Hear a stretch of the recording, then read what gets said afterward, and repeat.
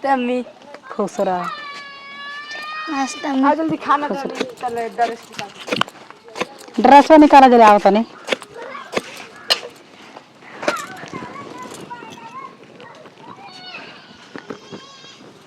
कपड़ा बाद में निकाल ले, पहले खाइए ले। वही ठीक है।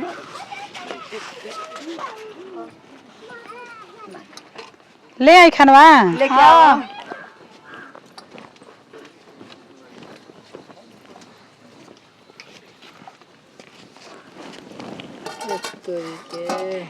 रोज रोज हमनी नमक रोटी ना खाएंगे, सवेरे नमक रोटी, दोपहरियों में नमक रोटी। अरे बेटी खा ल का करी, गरीब घर हमार बाप माँ तारी बियाह कर दियल त का करी, तार बाप पिए कड़े बना जीवड़िए बना जौन कमा के लिए तौन न बनाए। रोज रोज नमक रोटी ना खा ल का करबू, जब नसीब फूटेला ना त चारों से ला बेटा खा ल।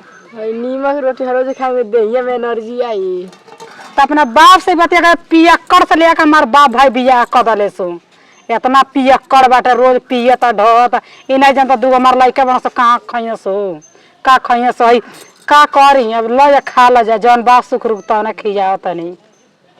सुबेरो सजिए के नूने रोटी खाए त कहाँ से हम खोज के ले बताव, ऐसन करम फूट गईल। हे भगवान ऐसन करम फूट गईल, पियक्कड़ से हमार बाप माता रे बियाह कर दिहन का करी। हे भगवान करम फूट गईल हमार हो दादा, ऐसन पियक्कड़ से बियाह कर दले से हमार बाप मातारी। हमार बेटा बेटी खाता नहीं के जा खानवा का करी, ऐसन पियक्कड़ से बियाह कर दले से हमार बाप मातारी। पिए काढ़वा रोज पी के आवता, इ नहीं जानता घर में तरकारी बा तियना बा कि नहीं के, रोज पी के आवता ढहता जो है ना।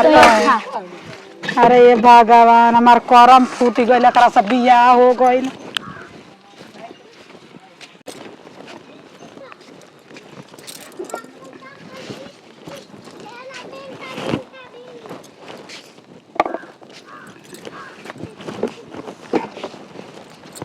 अब हम का करी, पियक्कड़ सियक्कड़ से बियाह कर दलन सो हमार बाप महतारी, हमार करम फूट गईल हो दादा।